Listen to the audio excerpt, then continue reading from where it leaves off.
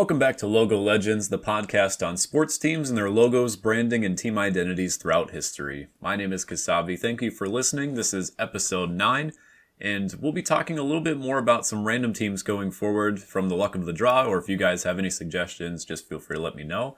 We're available every Thursday on Apple, Spotify, and my personal YouTube channel with visualizations, so if you haven't seen some of our previous episodes, go ahead and check those out. We have a full playlist on each of those platforms, including on YouTube. Just search for Logo Legends via Kasabe, that's Kasabe. So as mentioned, we will be going from league to league, just picking some random teams as we go across all the different team histories for the 4 North American pro sports leagues. So last week we talked about an NHL team, this time we're going to the NBA, and my random pick of the draw happened to keep us on the West Coast with the Phoenix Suns. The Suns are one of the oldest franchises in the NBA and are actually one of the oldest expansion teams as well. They were added to the league back in 1968 along with the Milwaukee Bucks. And at that point, the NBA had less than 16 teams, but they were starting to experience some good growth again. They had to kind of dwindle a bit in the early 1960s due to fan interest. By 1968, when both of these teams were added, the NBA was back on the upswing, and they ended up adding a few more expansion teams over the next decade or so. So Phoenix was, at the time, one of the only West Coast teams in the league. In one of our previous episodes, we talked about how the Minneapolis Lakers moved to Los Angeles, which were one of the first West Coast teams to kind of corner the market over there. And they were followed by the Warriors in 1962. They started off as the San Francisco Warriors before renaming to Golden State. And the Seattle Supersonics were added in 1967. Phoenix was the 4th team of the bunch that was on the considered West Coast, mostly California and up in Washington. But now we had an Arizona team. So there was a bit more of, like I said, an interest. It wasn't as maybe populated as a bigger city like Los Angeles. But at the time, Phoenix was the 20th largest city in the United States. And almost incredibly, Arizona didn't have a pro sports team at that point. It was one of the first pro sports teams that was in the Phoenix or just overlapping Arizona area for almost 20 years before the Arizona Cardinals from the NFL relocated from St. Louis in 1988. The Suns were formed by a platoon of businessmen in 1968 for a cost of $2 million. And again, Phoenix was, I would say, more of a populated city, not the most populated city, but fan interest without any other sports teams were kind of easy to find fans. They just had to do some marketing to get there. So to help drum up some interest prior to the Suns' inaugural season, their general manager, Jerry Colangelo, helped host a contest to name the new team. There were over 28,000 names that were submitted, but Colangelo wanted something that was more regional and true to the Arizona area. The name that they eventually went with was the Suns, which coincided with an orange and purple color scheme that's often seen in Arizona sunsets. It matches the warm climate, and I think really fits the region of Arizona, like I said, very well.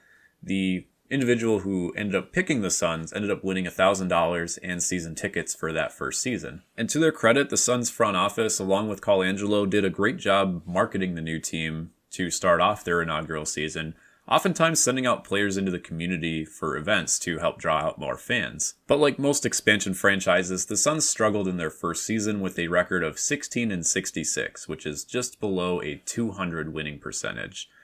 The Milwaukee Bucks fared decently in their first season. They ended up going 27-55, so a little bit better than the Suns, but both teams finished at the cellar in their respective conferences. At the time, the first overall draft pick was determined between a coin flip from the worst East Conference team and West Conference team or equivalent. So even though the Suns were worse by a considerable margin of games, they ended up having a coin flip, which Milwaukee won the first overall pick, and they used that on Kareem Abdul-Jabbar in the following draft. After a brief playoff experience in their second season, the Suns would struggle for the next few seasons after that, not reaching the playoffs again until the 1975-76 season. They did make a run at the NBA Finals that year, but they ended up losing to the Boston Celtics in 6 games. Following their finals appearance, Phoenix ended up making the playoffs 8 more seasons consecutively, which was quite the turnaround for an expansion franchise after being in the league for about a decade. But around this time, there were some off-the-court issues that would involve some of the players. There were some players that were indicted in a drug scandal, which derailed their momentum towards the end of that 8-season playoff run, and that led to some negative perception of their team.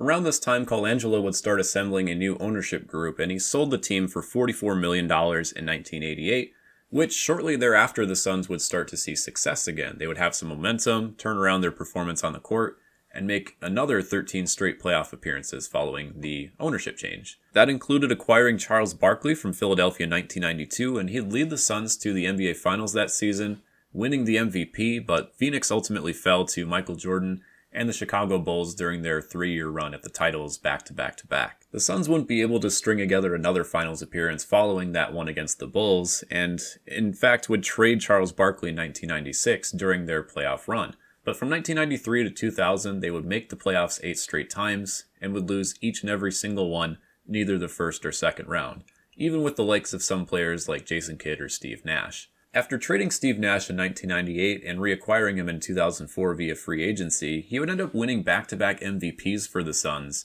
But again, the Suns just couldn't get over that hump. They made it to the conference finals in back-to-back seasons, but couldn't quite make it to the NBA Finals or get that title that they were hoping for. Their last attempt was in the 2009 to 2010 season, but they would end up losing to Kobe Bryant and the Los Angeles Lakers, who were the defending champs at the time.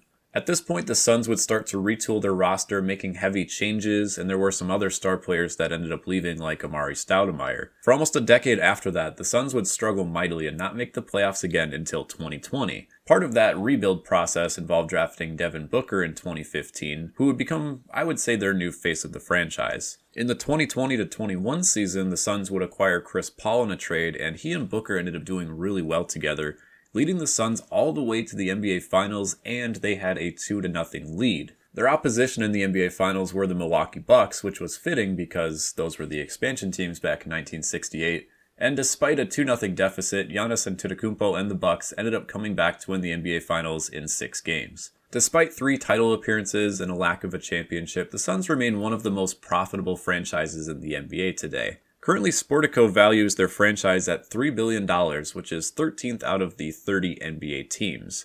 Their valuation actually went up 56% in the last valuation in 2022, which was the largest leap of any team during that time. I think this was partially due to their finals appearance, but also the Phoenix area is really growing with both locals and tourists alike. Moving on to the logos and their branding, typically when you have a lot of these periods of time where you make the playoffs consistently and then fall into a rebuild process, teams would at that point kind of retool their identity, their logos, and their branding. The Phoenix Suns remain one of the most consistent brands I have ever seen in over 50 years of play. Their purple and orange has been tweaked slightly, but they've always kind of derived their identity around a basketball in the shape of a sun or having some sunbeams attached to it. Their first logo featured the white sunbeams on the right side of the basketball, which were set in like the negative space over a orange rectangle. The Suns' biggest logo change came in 1992, the same season they acquired Charles Barkley and made the NBA Finals. You used to have the sunbeams on the right side of the logo, and not so much over on the other sides. They made the logo a bit more 3D, added some motion where you could see the sunbeams on almost all sides of the basketball, but the shooting sun came from the lower left corner and kind of made it seem like it was popping out at you, the viewer. So aside from a few other slight changes, this streaking sun is still in use today. The only thing that they've really changed is some of the texturing on the basketball itself, and more recently in 2014, they added the black as a primary color as opposed to the purple in the background. So again, back when the Suns were formed, Jerry Colangelo wanted more of a purple and orange color scheme, and recently the Suns have been kind of doing away with the purple and adding more black into the logo, make it more sharper, have the orange, which is the primary color, pop a bit more. But that's not to say that they're not using the purple at all anymore. Just the purple was very 90s. A lot of teams use purple and teal in their color schemes. And I think a lot of people, when they think of the Phoenix Suns, kind of revert back to those 1992 uniforms that like Charles Barkley used to wear.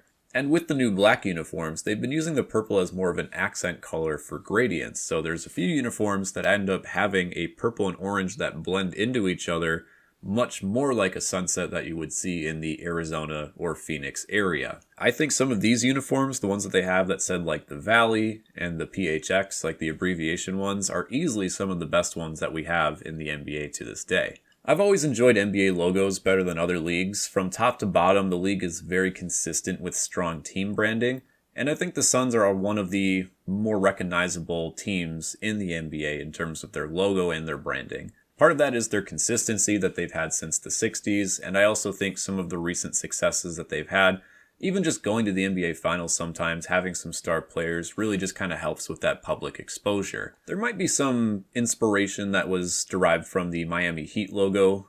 With the shooting sun, you have some motion to kind of create some 3D. The Miami Heat also have one like that where it's a basketball going through a hoop and there's some flames coming out of it. They're going different directions, but the Heat was made in 1988 and the Suns followed in 1992. So is there a conspiracy there? Probably not. Just an observation that I had. But what are your guys' thoughts? What do you think of the Phoenix Suns? Do you like their color schemes, or do you think that some of their logos and uniforms more recently used with the City Connect uniforms or alternates are some good or bad ones? I personally really like them, but I want to see what y'all think. Do you think that that gradient that they're using with more of the purple and orange in the secondary with the black as the primary is working out for them? Before wrapping up this episode, I also want to mention some of the sources that I used for the episode and the research. So Bree Peters from Cronkite News, Kurt Badenhausen from Sportico, and of course, NBA.com. Their site is very extensive with the team histories and so forth. Thank you for listening to episode 9 of Logo Legends. If you have any teams that you'd like to hear more about their team histories and branding, of course, be sure to leave me a comment on YouTube or tweet at me. My username is kasabekompiles. That's Kasabe, and then compiles with a K. New episodes every Thursday. We'll be back next week on Apple, Spotify, and YouTube. Till next time, this is Kasabe. See you then.